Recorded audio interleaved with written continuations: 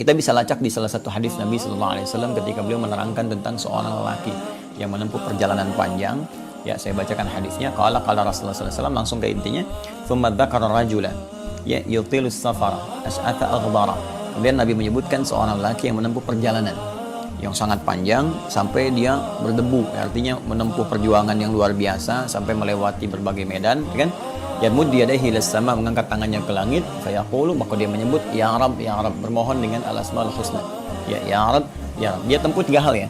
Dia tempuh 3 hal. Satu, yaitu menempuh perjalanan panjang untuk berdoa. Sedangkan di salah satu keterangan, doa orang dalam perjalanan itu cepat dikabul. Yang kedua, yamudu yadayhi ila sama, dia mengangkat tangannya ke langit. Sedangkan mengangkat tangan bagian dari hal yang memudahkan doa terjawab. Ya, ada hadis lain mengatakan innallaha hayyun karimun. Sungguh Allah itu hayyun, maha pemalu, karimun, maha mulia. Dan akan merasa sangat malu kalau tidak mengabulkan doa orang yang mengangkat tangannya. Ya, ketika ditanya oleh seseorang, ya Rasulullah, ya apakah doaku, kurang lebih bahasa kita ya, terkabul dengan mengangkat tangan ini bermohon kepada Allah? Ya, maka Nabi balik bertanya, bagaimana jika ada seorang menengadahkan tangannya kepadamu memohon sesuatu, apakah engkau akan berikan? Ya, kata dia, aku malu kalau nggak ngasih. Maka kata Nabi, komen Nabi pertama, innallaha hayyun karimun. Sungguh Allah lebih pemalu daripada engkau, lebih mulia daripada engkau. Allah sang pencipta dan sangat merasa malu jika tidak mengabulkan permohonan hamba yang tengah menengadahkan tangan kepadanya. Ini hadisnya sahih, ya kan? Akhirnya yang ketiga adalah menggunakan al-asma al-husna. Ini kaidah yang ada di Quran surah ke-17 Al-Isra ayat 110. Qulil Allah awid ar-Rahman ayyama tad'u falahul asma al-husna. Sebut nama Allah kalau Anda punya persoalan, minta bermohon kepada Allah, sebut namanya, atau Ar-Rahman, atau juga falahul asma al-husna, maka cari nama Allah yang sesuai dengan kebutuhan kita, maka disebut dengan al-asma al-husna. Misalnya kita butuh rezeki, sebut Allahur Razzaq, kan? Dan kita butuh ilmu, Allahul Alim, ya Allah. Butuh kesabaran, Allahus Sabar. Atau misalnya secara umum kita ingin minta dengan menyebut nama Allah yang berjanji memberikan kebutuhan kita, merawat kita, maka sebut namanya Rabb. Makanya di diksi Al-Quran seringkali ada narasi doa menggunakan kata Rabb. Rabbana atina fid dunya hasanah, Rabbana la tu'akhidna, Rabbana zalamna, itu menggunakan Rabb. Karena Allah berjanji dalam Al-Quran saat kita masih dalam kandungan usia 4 bulan, berkomitmen dan memohon kepada Allah, Allah mengatakan dengan kalimat Rabb, ingin memenuhi kebutuhan kita sepanjang kita pun komitmen untuk mengesahkan, mentauhidkan Allah Subhanahu wa taala. Itu di Quran surah ke-7 Al-A'raf ayat 172. Wa idz akhadha rabbuka min bani adama min zuhurihim dzurriyyatahum wa asyhadahum ala anfusihim alastu bi rabbikum. Ya, dan kita menjawab qalu bala syahidna. Ya, kita mengatakan kami bersyahadat ya Allah, Allah menjanjikan dengan Rabb. Makanya sering kita mengatakan ya Rabb. Dan orang ini melakukan ketiganya. Perjalanan jauh, kemudian mengangkat tangan, ketiga menyebut al-asma al-husna. Seharusnya doa dia 3 kali lebih cepat dikabulkan dari orang biasa. Tapi apa yang terjadi? Anna yustajabu lahu. Kata Nabi, anna yustajabu lahu. Bagaimana doanya bisa dijawab? Ya, ternyata penyebabnya adalah, ini yang paling luar biasa. Dia melakukan 3 hal yang mempercepat terkabulnya doa, tapi saat yang bersamaan, kata Nabi tidak berfungsi apa-apa. Ya, karena ada persoalan. Apa persoalannya? Mat'amu haram, makanannya haram. Mashrabu haram, ya kan? Minumannya haram. Malbasu haram, pakaiannya haram. Maghudhiya bi haramin, perangkat hidupnya haram. Ya, ternyata yang haram-haram itu bisa menyekat hadirnya sesuatu yang harusnya Allah berikan kepada kita. Ya, saya beri contoh gini misalnya. Ya, kita kalau ada gelas ya.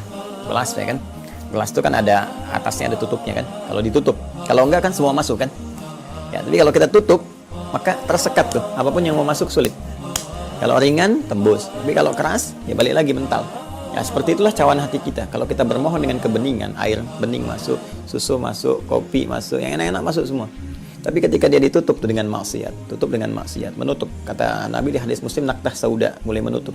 Ya, kalau masih ringan, masih ada tembus dikit-dikit. Tapi kalau sudah berat, mantul lagi. Nah, maksiat ini, perbuatan dosa ini, itu yang menghambat kebaikan itu masuk dalam diri kita. Sedangkan Allah itu thayyibun, innallaha thayyibun la yaqbalu illa thayyibah. Allah itu maha baik, ya, tidak menerima kecuali dari yang baik-baik, dan tidak sampai kepada kita pun anugerah Allah karena Allah maha baik, gak akan menyatu dengan yang kotor. Ya, jadi harus kita bersihkan dulu, harus dihilangkan dulu yang kotor-kotornya ini. Karena itu maksiat, harta haram, ya kan? Makanan haram dan sebagainya itu tidak sangat sulit untuk mendatangkan jawaban dari doa, termasuk juga hidayah. Hidayah itu Allah berikan, cuman mental kadang-kadang. Ini yang menyebabkan telinga dengar adzan nggak peka, lihat orang sholat nggak ada getaran, ya kan? Yang tembus ke dalam jiwanya. Disampaikan ceramah kebaikan malah anti, ya, malah menyoal atau kadang-kadang mencela dan sebagainya. Nah, ini menunjukkan ada sesuatu yang salah dalam perilaku hidupnya. Maka apa yang harus dilakukan supaya doanya kemudian cepat terjawab? Yang pertama dia tobat dulu. Ya, tobat dulu, tobat kembali pada jalan yang benar, tinggalkan yang haramnya. Tinggalkan yang haramnya, tinggalkan perbuatan buruknya. Haram itu bisa karena perilaku anggota tubuh, misal mata menatap yang salah, telinga dengar maksiat, lisan bicara pada yang kotor, atau masuk lewat perut, ya, dari mulut lewat ke perut, ya, dari makanan haram tadi, ya, minuman haram, perangkat hidup haram itu tinggalkan. Ya, begitu kita tinggalkan, Allah pertama berikan ketenangan dalam jiwa kita. Nah, ketenangan ini begitu ada, hadir dalam jiwa kita, nanti baru kita bermohon, Allah kabulkan. Ya, kadang-kadang kita diminta untuk beribadah dulu, untuk menutup dosa-dosa kita sebelumnya. Seakan ingin mengatakan gampang, doa dikabulkan itu gampang. Tapi kalaupun dikabul, sementara kamu masih banyak dosa, bagaimana menutupnya? Maka kita kadang-kadang dipacu untuk meningkatkan ibadah. Ya, orang tuh berhijrah kan, nggak langsung doa dikabul. Tiba kemudian malah yang terjadi dua hal. Ya, satu dilatih untuk ibadah dulu, rajin dulu tahajudnya, rajin puasanya dulu. Terus tiba-tiba ada yang hilang. Ke masjid mau tobat pulang hilang sendal. Ya, boleh jadi ya di sendal itu mungkin ada sebagian dulu yang kotor. Bukan di sendalnya, mungkin di harta yang lainnya. Ya karena kamu sekarang sudah baik, yang haramnya Allah tinggalkan. Nah, persepsinya bisa jadi begitu. Ya, supaya diganti nanti dengan yang lebih baik lagi, dari harta yang lebih baik. Kalau kita sudah menyadari konsepsi ini, dan kita akan tenang ya dalam menyikapi ini semua, sudah mulai meningkat ibadah, ada halawatul iman, enak rasanya meningkat ibadah, sudah baik, ini tandanya tobat diterima. Jadi yang jelek-jelek tadi ditinggalkan, maksiat sudah nggak mau dilakukan lagi, dari mata sampai dengan ujung kaki, ujung kepala sampai ujung kaki, kita tinggalkan. Nikmat ibadah ini tanda kemudian tobat diterima. Kalau sudah begitu, maka lakukan beberapa cara yang langsung diisyaratkan dalam Al-Quran untuk mempercepat terkabulnya doa. Seperti Quran surah kedua, Al-Baqarah, saat Ramadan kemarin saya sampaikan. Ayat 186, kan? Wa idza sa'alaka 'ibadi 'anni fa inni qarib ujibu da'watad da'i idza da'an falyastajibu li wal yu'minu bi la'allahum yarshudun. Muhammad SAW, jika ada hambaku bertanya padamu mencari-cari aku. Ya, hamba di sini ada dua kemungkinan. Bisa hamba yang dimaksudkan hamba yang saleh, seperti Allah firmankan di surah Al-Furqan itu, wa ibadur rahmanil ladzina yamshuna 'alal ardi hauna, itu hamba yang saleh.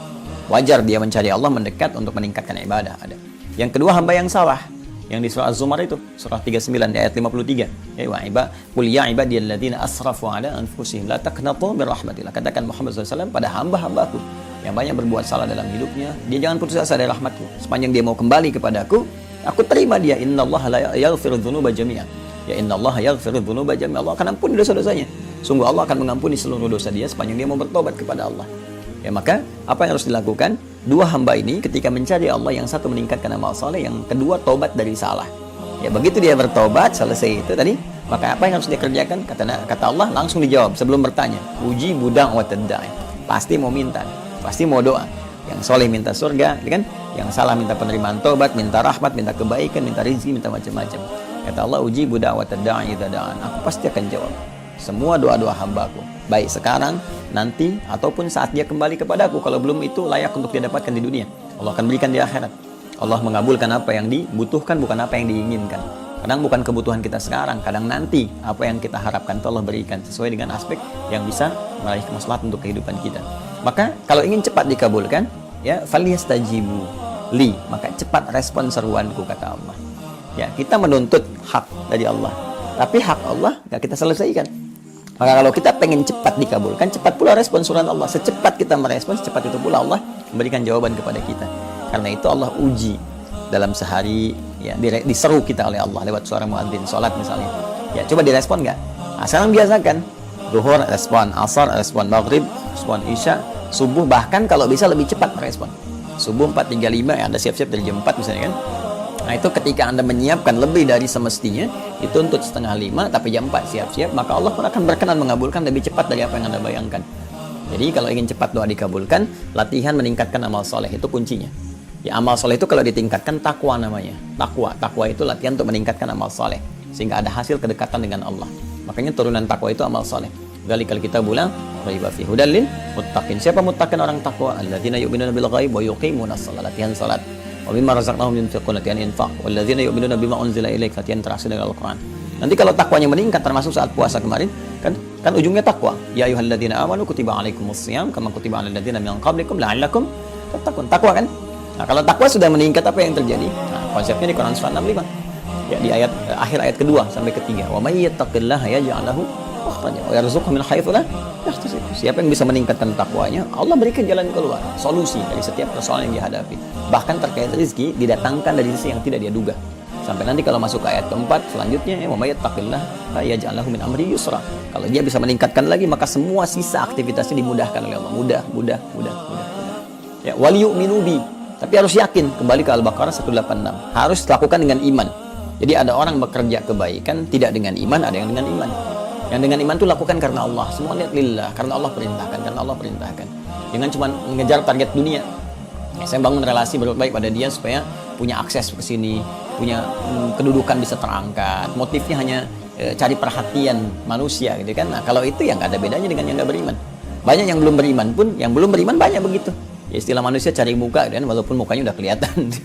Ya, cari perhatian dan sebagainya. Lakukan karena Allah. Itu ihsan namanya. Di hadis Muslim berhadis ke-8, anta'budallaha ka'annaka tarahu fa illam takun tarahu fa innahu yarak. Ya, maka kembali ke Quran surah ke-2 ayat 186, la'allahum yarsyudun. Nanti kalau mereka sudah menyadari itu semua, sudah merasakan kenikmatan, mereka akan mendapatkan kenyamanan dan petunjuk dari Allah. Baru bisa membedakan, oh ini nikmatnya ibadah, nikmatnya doa dikabulkan. Jadi satu taubat dulu, yang kedua tingkatkan amal saleh, terus lakukan dengan yakin iman kepada Allah, dan lihat nanti perubahan apa yang terjadi.